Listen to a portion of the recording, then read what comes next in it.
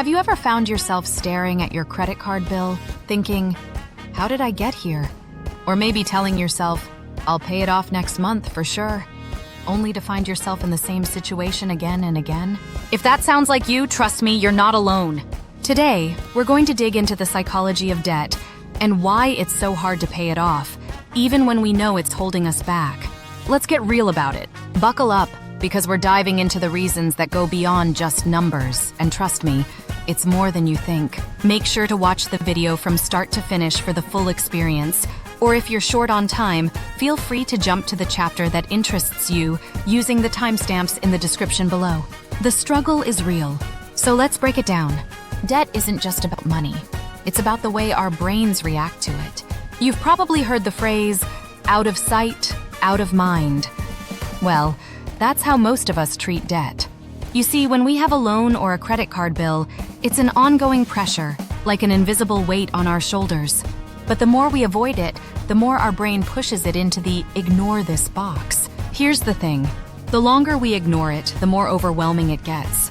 And it's not because the debt is growing so fast, though it can feel that way, but because your brain is emotionally avoiding it. Sounds weird, right? But let me explain. Debt triggers a bunch of emotions: shame, fear, and stress. These emotions are so powerful that they can override logic. Think about it. When you're stressed, are you more likely to go out and buy something to feel better? Or when you've had a bad day, is your instinct to spend a little bit more on things that might not even be necessary? Yes? That's because we're hardwired to seek quick fixes when we're stressed. So let me ask you, why does it feel easier to avoid our debts than face them head on? Well, one of the biggest reasons is instant gratification. We live in a world where everything is immediate. Want food? It's a few clicks away on an app. Want clothes? Same thing. Want entertainment? Stream it, download it, and you've got it. Debt doesn't offer the same instant pleasure. It's like this constant reminder of something we want to put off. And when it feels like a future problem, the brain tells us, you can deal with that later. And that's when the cycle begins. But here's the kicker. This pattern gets reinforced over time. Let me give you an example. A few years ago, I was in a situation where I thought, I'll pay it off next month. But next month turned into a year. It wasn't until I realized how much time and energy I was wasting on this ongoing cycle that I got serious about confronting it. Here's why. Your brain releases dopamine when you make a purchase. But guess what? It doesn't release the same amount of dopamine when you pay off debt. We're actually wired to get that immediate reward from spending, not from saving or paying things off. But here's a challenge for you. If you're ready to break that cycle, hit that like button, subscribe, and share this with someone who needs to hear it. Also, drop a debt in the comments if you've been there. Let's talk about how we can shift the way we think about it together. The comfort zone, avoidance tactics. Now you may be wondering, why do we procrastinate with debt? Why is this so hard? Procrastination, my friends, is also a psychological defense mechanism. When we think about paying off debt, we feel anxiety, so we push it away. Simple as that. It's like when you know you should exercise, but you find every excuse in the book to avoid it. I'll do it tomorrow, or I don't have time. Sound familiar? It's because our brains associate dealing with debt with negative feelings. And negative feelings? Yeah, we avoid them like the plague. But here's a little secret I learned during my own journey. Once you push through that initial discomfort and start making a plan, it doesn't feel nearly as overwhelming. It's like breaking through that tough shell to get to the sweet part inside. Psychological rewiring, shifting your mindset. All right, so what can we do to make paying off debt easier?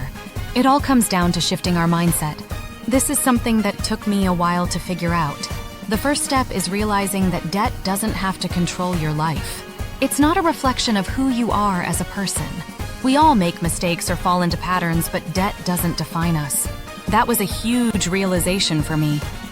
Once I understood that, I could start thinking about my debt in a more neutral, less emotionally charged way. Instead of thinking, I'm so bad with money, I thought, this is a challenge I can solve, and I'm going to work on it little by little. Another key part of process is setting small, achievable goals. I started by tackling my smallest debts first, the ones with the highest interest rates. And you know what? As I paid off each one, I felt this sense of accomplishment that made the next one a little easier to deal with. Okay, so what do you do when you feel overwhelmed again by that constant pressure? When you feel like giving up? Remember, it's all about taking small, consistent actions, like building a snowball. At first, it's slow, but the more you roll it, the bigger it gets, and soon enough, you're tackling your debt in a way that feels sustainable and empowering. Taking action, debt strategies. So, how do we actually start making progress with our debt? The snowball method. This is where you pay off your smallest debt first. It's motivating because you see quick wins. You build momentum, and that makes it easier to tackle the next one. The avalanche method. This one focuses on paying off your debts with the highest interest rates first. It might take a little longer to see progress, but you'll save more money in the long run. Both methods have their benefits, and it really comes down to your personal preferences. I started with the snowball method to build confidence, and later switched to the avalanche method when I felt ready to save more money.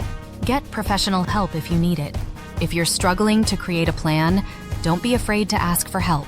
Financial advisors are there to guide you, and sometimes it's worth investing in professional advice to help you get on track.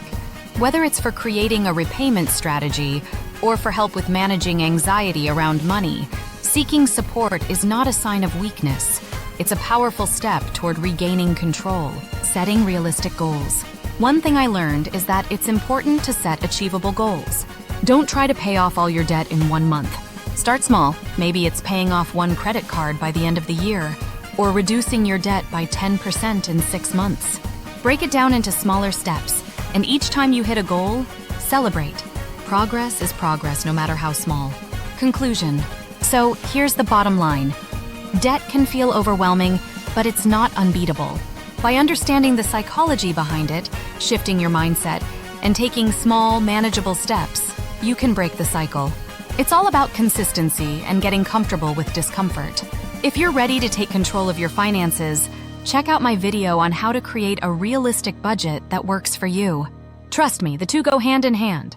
Don't forget to like, subscribe, and share this video if you found it helpful. And let's keep this conversation going in the comments. Share your own journey with debt, and let's support each other. Thanks for watching. See you next time.